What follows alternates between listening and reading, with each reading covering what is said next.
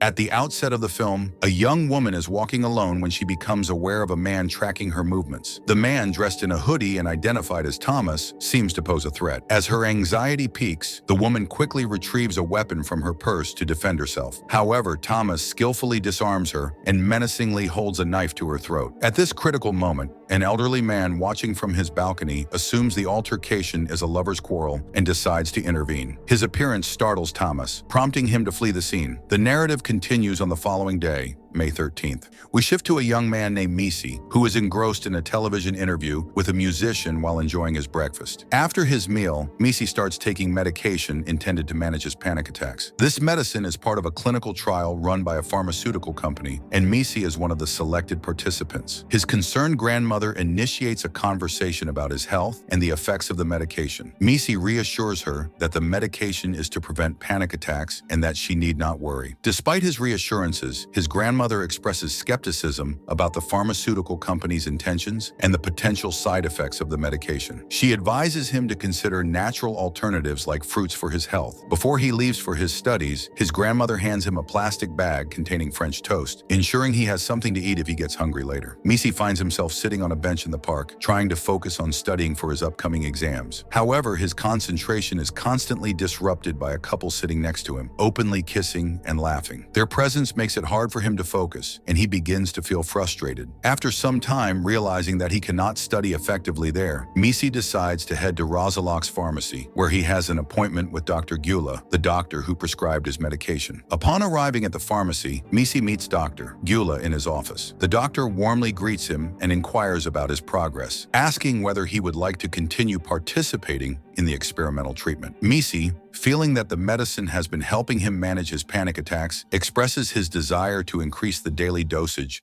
to further improve his condition. However, Dr. Gula advises against this, explaining that Misi's panic attacks have become less frequent and it would be better to gradually reduce the amount of medicine rather than increase it. The doctor also emphasizes the importance of complementing the medication with relaxation exercises that can help Misi manage his nervousness and prevent future panic attacks. He then asks Misi if he has experienced any side effects from the medication. Misi reassures him that he has not faced any issues. Satisfied with the response, Dr. Gula hands Misi a supply of 30 tablets and schedules a follow-up appointment for a month later. Feeling slightly more optimistic, Misi heads to school for his exams. As he enters the classroom, his teacher instructs the students to pick a number to determine their exam question paper. Misi chooses the number 8 and receives the politics question paper. Settling into his seat, he begins working on the exam, but soon notices something unusual. Yanka, a classmate sitting nearby, is cheating by writing answers that she has scrawled on her thighs. Another classmate is also blatantly cheating, passing notes under the desk. Despite his best efforts to concentrate on his own exam, Misi finds the situation distracting. After the exams are over, the teacher calls Misi and Yanka over to ask about their experience with the test. Misi begins to stammer, his nervousness making it difficult for him to articulate his thoughts. Meanwhile, Yanka appears confused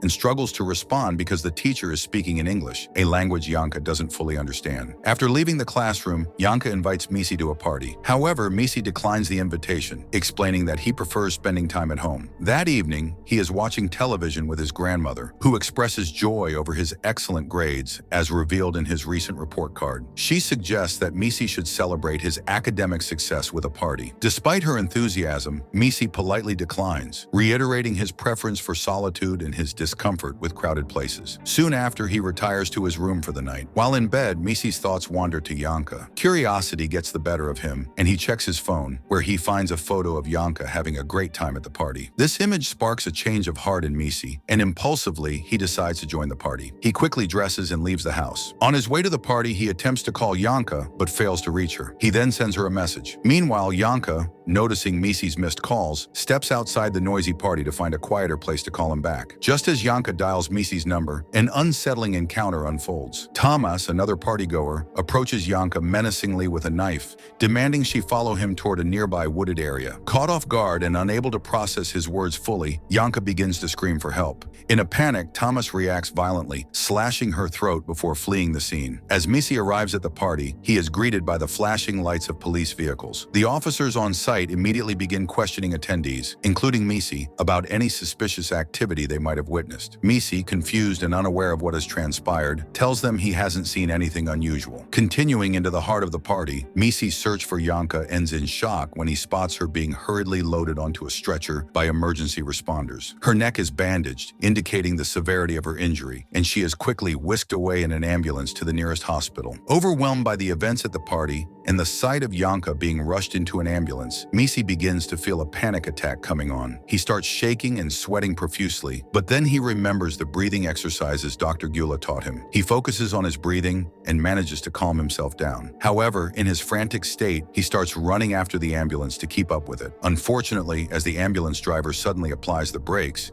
Misi collides with the back of the vehicle and falls, hitting his head and losing consciousness. When Misi awakens, he finds himself in the emergency room of the hospital. Next to him is another patient, Yosi, who has suffered a heart attack. Misi attempts to leave the room to find Yanka, but a nurse gently insists that he return to his bed to rest. Despite his protestations, Yosi offers him a swig of special fruit brandy to help him relax. Misi hesitantly drinks it, and suddenly his vision blurs, and he feels a strange sensation wash over him. Incredibly, when Misi's senses clear, he realizes he is back in his own home, and it's one day earlier than the party. May 13th, the same day he originally attended school and was invited to the party by Yanka. His grandmother is there, advising him to eat fruits to counteract any side effects from his medication. Confused, Misi checks the television and sees an interview he remembers watching the previous day. He asks his grandmother the date to confirm his suspicions, and she reaffirms that it is indeed May 13th. Realizing he has somehow traveled back in time, Misi decides to act differently this day. His grandmother, unaware of any oddity, packs him a plastic bag filled with French toast for his day. Misi, still bewildered by the turn of events, accepts them, but later disposes of them in a dustbin on his way to see Dr. Gula at the pharmacy. Upon meeting with Dr. Gula, Misi hesitantly shares his bizarre experience, explaining that he feels as though he relived the same day. Dr. Gula listens intently, then instructs his nurse to take detailed notes on everything Misi has described. Concerned about the potential implications of these side effects, Gula decides that it's prudent to end the experimental treatment Misi is on. Dr. Gula, upon hearing Misi's experiences and the similar side effects reported by another patient named Bella, becomes increasingly concerned about the safety of the medication. Bella, who had been admitted to a mental hospital, claimed that alcohol consumption after taking the medication caused her to travel back in time. With such alarming reports, Dr. Gula approaches the research director of Rozalok's pharmacy to discuss these severe side effects and advocates for the termination of the experiment involving this particular drug. However, the director is adamant about continuing the research and dismissively suggests that if Dr. Gula is uncomfortable, he is free to resign. The program could simply find another doctor to oversee the experiment.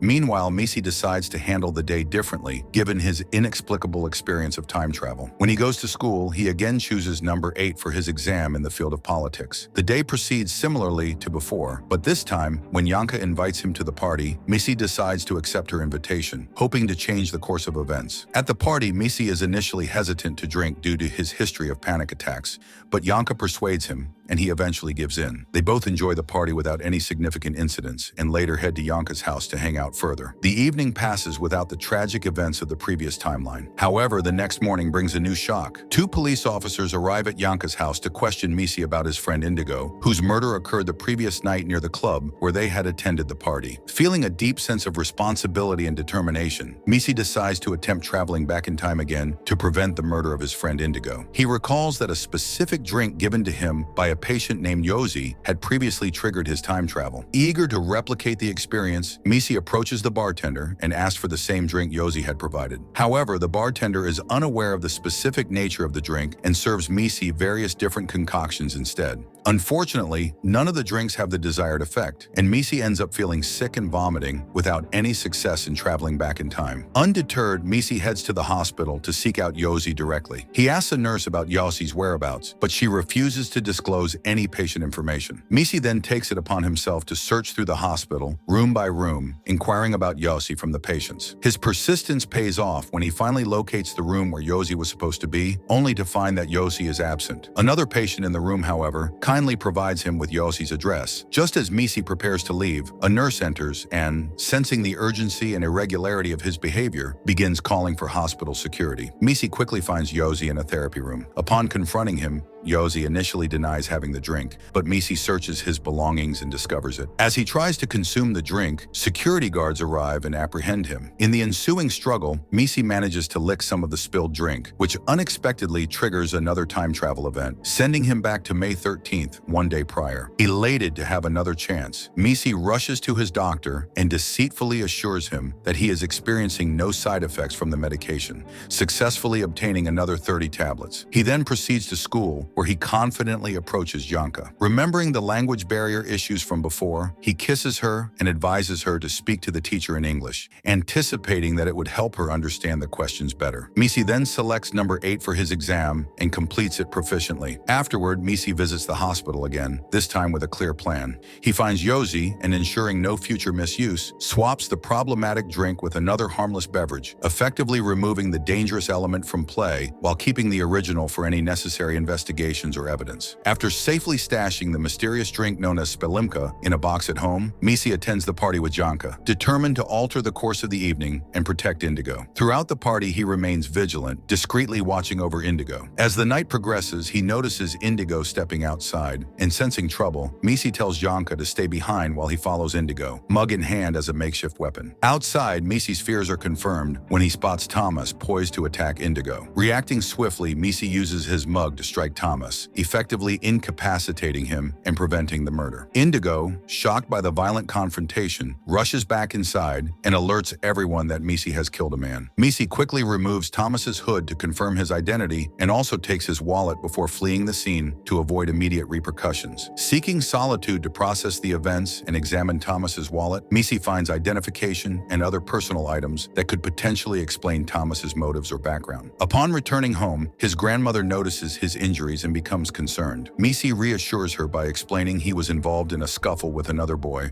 which somewhat calms her worries. She administers a tablet to help him calm down. Just then, a police officer arrives at their doorstep, likely following up on the incident reported at the party. In a desperate bid to escape further questioning or arrest, Misi consumes the spelimka drink again, hoping to rewind time and evade the police. However, instead of going back to an earlier day as intended, he finds himself back to the moment earlier that day when his grandmother was bandaging his wound after giving him the calming tablet. Realizing that the drink's effects are tied to the times he took his medication, Misi grasps a crucial pattern. The drink seems to transport him back to the moments immediately following his last medication intake. Armed with this knowledge and anticipating the arrival of the police, Misi advises his grandmother to ignore any knocks at the door, hoping to avoid the complications that might arise from an encounter with law enforcement. After going back in time several times using the spelimka drink, he attempts to prepare his grandmother for the police's arrival by advising her to feign ignorance about his whereabouts. However, the situation escalates when Misi, confused by the ineffectiveness of the medicine on his grandmother and overwhelmed by his circumstances, grabs a knife and flees the house. Checking his phone, he discovers a news article detailing Thomas's murder, with his own photo implicated in the crime. At this point, Janka calls him, and Misi suspects the police are using her to trace his location. He carefully avoids revealing any details that could lead them to him. Meanwhile, Janka unknowingly informs the police about Misi's panic attack medication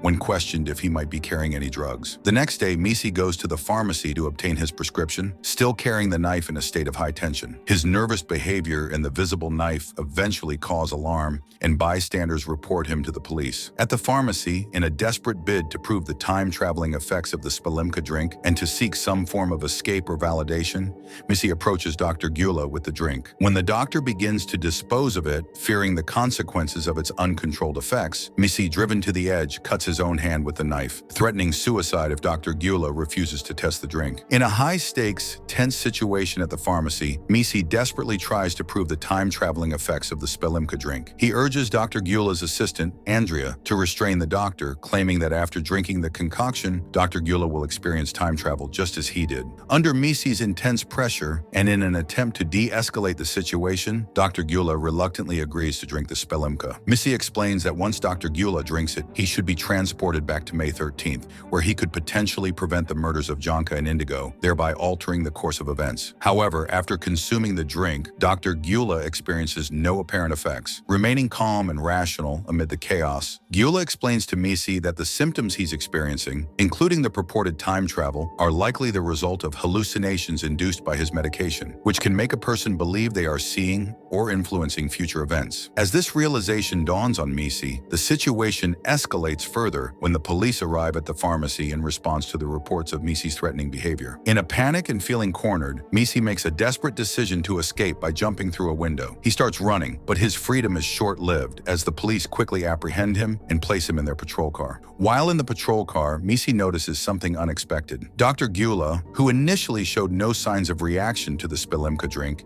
begins to exhibit some form of physical response. The twist where Dr. Gula finally experiences the time travel effects himself, confirming Misi's claims, adds a compelling layer to the narrative. The resolution involves Dr. Gula taking proactive steps to ensure the safety of his patients by halting the experiment and disposing of the dangerous medication, though he intriguingly keeps some for personal use to explore time travel further. Dr. Gula's subsequent actions, where he uses the Spilinka drink and his newfound abilities to change outcomes, like winning the lottery and preventing a murder, bring an interesting close to the storyline. The conclusion, where he advises Misi and intervenes to save Indigo, ultimately leading to Thomas's arrest, ties up the narrative neatly, showcasing the potential for redemption and the responsible use of powerful knowledge. With this scene, friends, the Xanax movie comes to an end. I hope you've understood the twists and turns of this fascinating story. If you enjoyed this movie breakdown, don't forget to drop a like and share your thoughts in the comments section. Your support helps us keep bringing amazing stories and analyses to you. I'll be back soon with another great movie explanation or breakdown. Until then, take care, stay safe, and keep watching awesome movies. Thank you for your time and support. See you in the next video.